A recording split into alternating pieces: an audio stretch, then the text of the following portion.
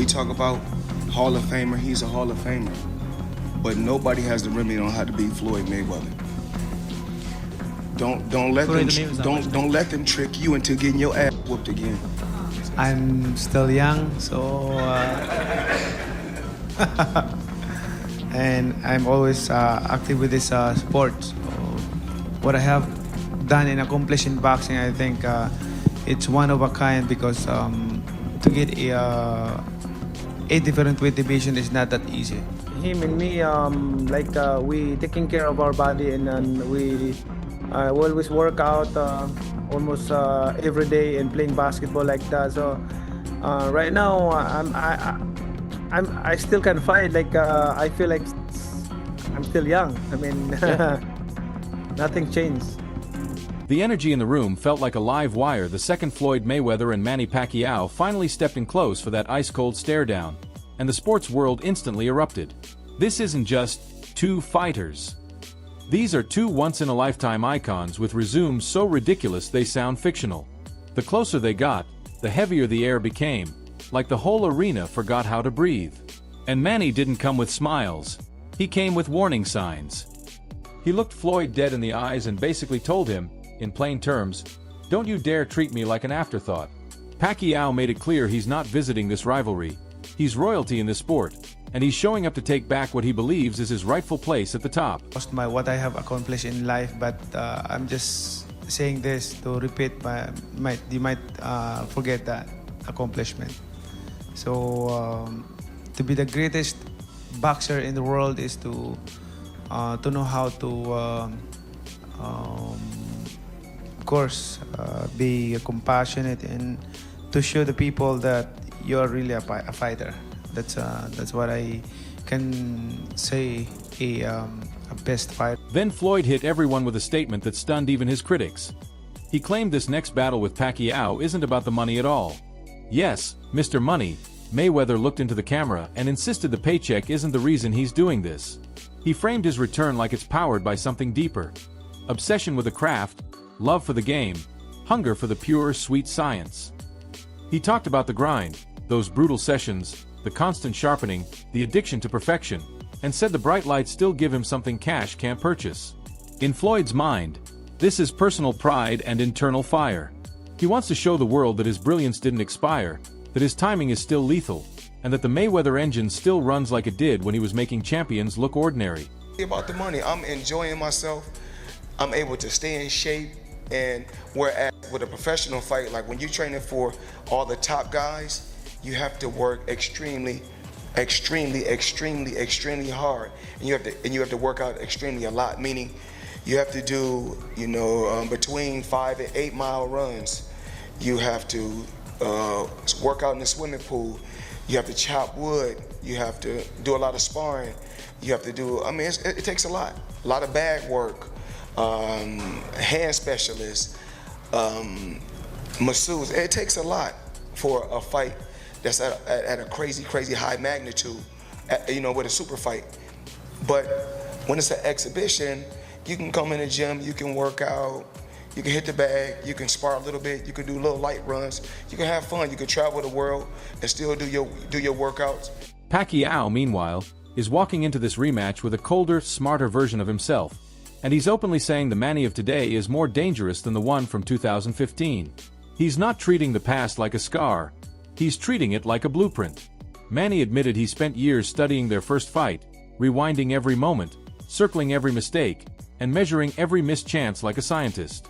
This time, he says he's coming with a plan built from painful experience, using the loss as a weapon instead of a regret. For Manny, this isn't just another big night. It's redemption with strategy behind it. A mission where he believes the lessons from failure can become the exact tools needed to crack Floyd's defensive puzzle. I learned a lot on that fight. Way back 2015, I think we become mature right now and how to handle it. And I hope that it will not happen again.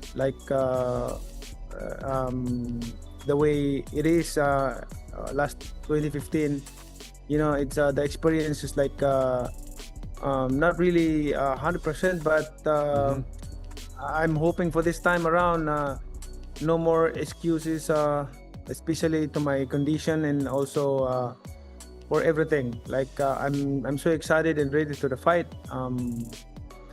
Although before he wants an exhibition with me, but I disagree, and I don't want to fight with exhibition with him. I want to fight a real fight. Like. And this isn't just changing boxing, this is changing the entire business model. Forget the old-school cable-era pay-per-view mindset. This event is being positioned to explode on the digital side and potentially break streaming records across the globe. With worldwide access, massive sponsorship money, and premium merchandise already being pushed like it's a blockbuster movie release, this has grown beyond a fight. It's starting to look like a cultural moment. Sports, entertainment, and technology all colliding in one giant global spectacle. The scale is so huge that it feels less like a boxing card and more like the kind of event people talk about all year. The type of night that could end up being the most watched sports broadcast of the season. We'll say the biggest fight in boxing history, you know, if you don't adjust for inflation, et cetera, or tickets sold, et cetera. You know, Joe Louis and Max Schmeling, the rematch, Ali and Frazier, the first fight. These were the biggest fights in boxing history. But Mayweather and Pacquiao was easily the biggest fight of its era, of the generation. And it was the highest grossing fight of all time. Sure. Because it had 4.4 million pay-per-view buys at $100 a pop. Do the math, right? It's interesting because Netflix is obviously in the business of, you said, eventizing. Yes. Everyone, they want enormous events that become shared experiences. In a way, in this day and age, partly because of delivery systems of content like Netflix, everything is so niche. You know, everything is so compartmentalized that there's very few shared experiences. It's one of the reasons that the NFL is such a big deal, because the NFL can get tens of millions of... Oscar De La Hoya has stepped in with a prediction that instantly sent ripples through the boxing community, and he's leaning toward Floyd again. The Golden Boy said he expects Mayweather Jr. to repeat history and outmaneuver Pacquiao one more time. Oscar praised Floyd's ring intelligence like it's an unfair advantage, calling his defensive mind elite to a level most fighters simply cannot reach. In De La Hoya's view, Floyd doesn't just avoid punches. He controls space, controls rhythm, and controls the emotional temperature of the fight. Oscar's point is simple. Manny is a legend, but Floyd's brain might be the most dangerous weapon in the building, because it turns a fight into a puzzle where the other guy spends rounds chasing something he can't catch. The thing about Mayweather you have to understand is he's always taking care of himself. Like, you know, his body, physically, mentally, he's always been very sharp and always staying in the gym and doing something physically, right? That's the big advantage he has. I mean, he's an athlete. He's a world-class athlete.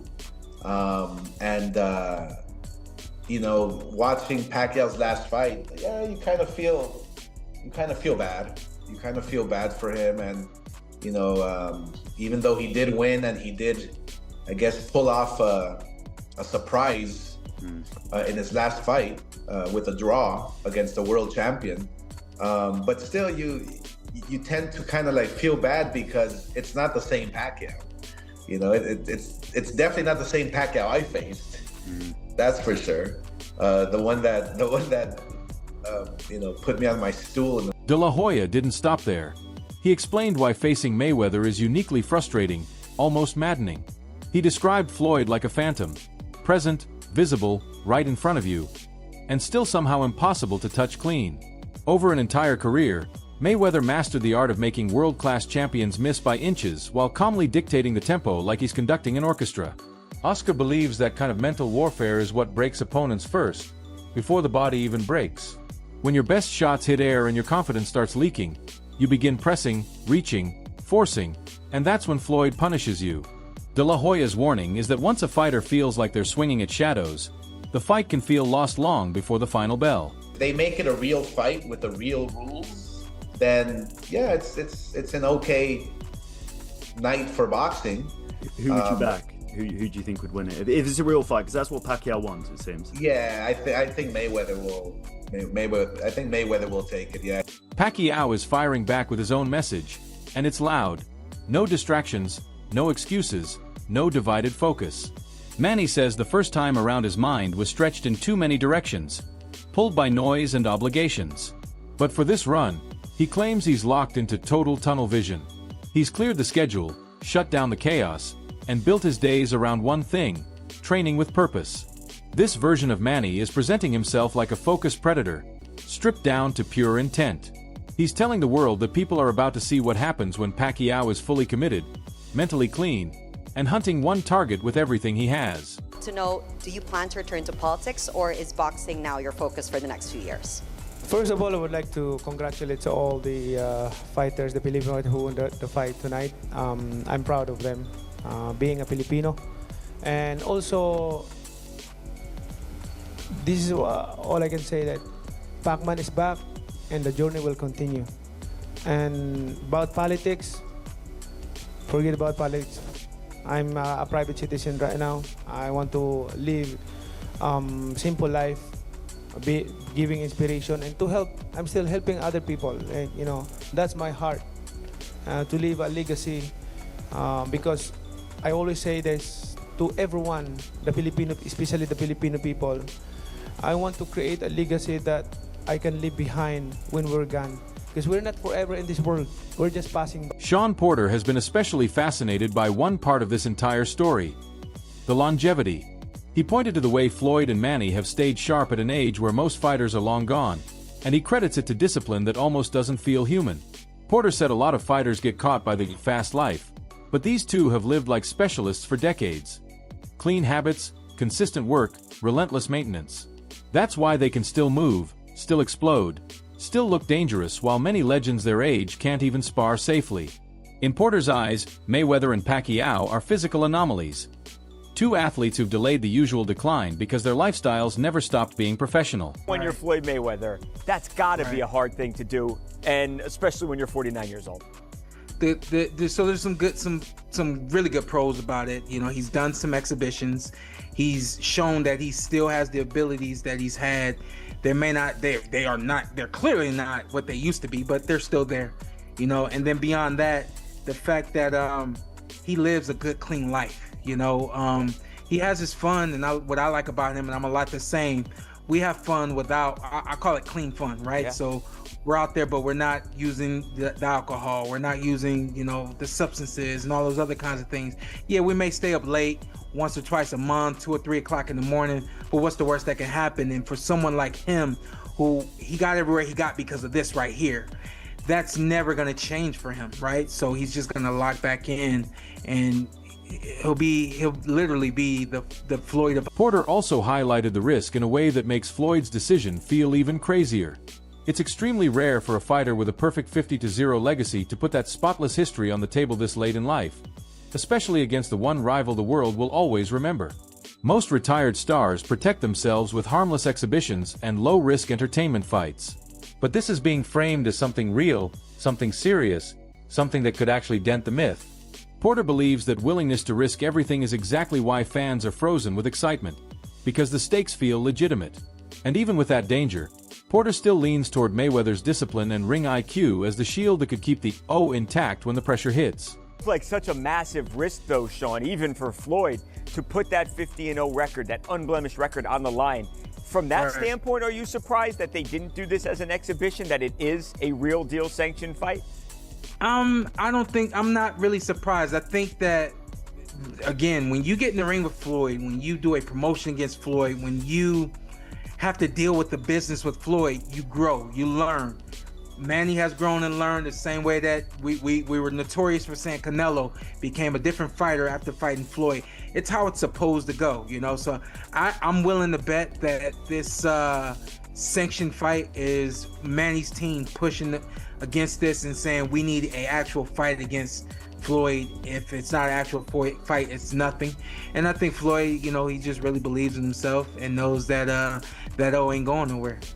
I'm not suggesting it's going to be like the same thing as it was back when. At this point, the matchup has climbed beyond sport and turned into a full-on legacy test. Something that will be replayed, debated, and studied for years. Every round carries history, every exchange comes with meaning, and every adjustment feels like it could rewrite a chapter. The outcome doesn't land softly either. It either reinforces Floyd's GOAT argument with steel and concrete, or it delivers a shocking twist that changes how people frame both men's careers forever. There's no comfortable middle here. One man walks out with total glory, and the other walks out with heartbreak that echoes. That's why the tension feels almost scary. The entire world is going to be holding its breath, because a single moment could become boxing history. Think people will be into this, Sean? Will this captivate the sports world? It was dubbed the fight of the century last time. I know a lot of people ultimately weren't thrilled with the outcome, perhaps, or the action of the fight. Do you think people will be into this? You know, boxing is known as having a walk-up crowd, right? So when you don't see a lot of pre-sold tickets, it's kind of like, I know the promoters, the business, they don't worry about it because they're like, night of, everybody's showing up. I got a feeling we're going to have a majority of the boxing world, of the sports world, everybody's going to be pushing against this. This is stupid. What are they doing? Floyd's taking this risk. They're almost 50. They're going to say everything that needs to be said, but then guess what? Everybody's going to tune in and watch this one. The same thing happened when Mike fought Jake. It was like, what is this? Doesn't make sense. I can't believe it. I know people personally said, The rumors have only made the hype louder. Joe Rogan and Shakur Stevenson have both fueled the conversation by referencing reports that Floyd looks dangerous in private sparring. Sharp, quick, and disturbingly accurate. The talk is that his timing still slices like a blade, his reflexes still fire on instinct, and his defensive reactions don't look like they've aged at all.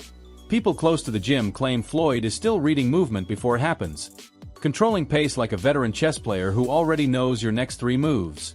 If those whispers are even half true, Pacquiao isn't walking into a nostalgia fight. He's walking into a trap built by someone who may still be operating at real championship level. They're going to do that on Netflix. Floyd. I think that's still a high-level fight, though. That's what I love about it. Because I think Manny is still a high-level fighter. And Floyd, even in these exhibitions that he's been doing, He be looking good, huh? He looks great, man. He looks great in sparring. You see him in sparring, like, good Lord, man. Yeah. It doesn't look like he's lost a step. Yeah, I honestly, I don't see Manny being able to beat Floyd Mayweather. Like, I don't see it. I think Manny looked solid his last fight with Barrios, but I just don't see Floyd losing. Like, I think it's some guys that he could come back today in the sport of boxing and fight. Yeah, I think so. Like guys even like though he's Barrios, 46. Yeah, right. I think he would light Barrios up. Yeah. Teddy Atlas came in with a breakdown that made the stylistic clash feel even more compelling. Atlas pointed to Floyd's natural physical advantages: height, size, and especially reach, which can function like a fence Manny has to climb every second. Then he described Pacquiao as the opposite: a human whirlwind, built on speed, angles, and constant motion that creates chaos in the ring. Atlas believes Manny's pressure can force openings, but he also said Mayweather's defensive mastery and high-level ring IQ are designed specifically to neutralize that kind of storm. It's a clash of forces: momentum versus control, speed versus calculation, a hurricane trying to break a wall that refuses to move.